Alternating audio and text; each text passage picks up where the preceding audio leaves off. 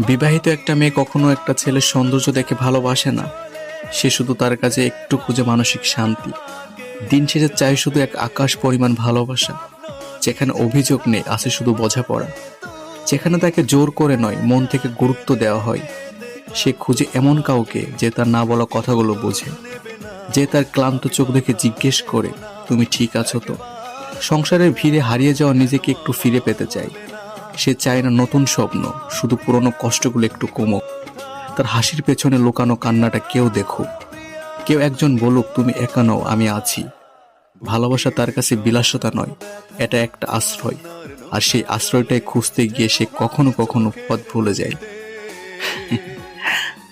অন্যের হাত ধরে চলে গেছো দূরে, পারি না তোমায় ভুলে যেতে।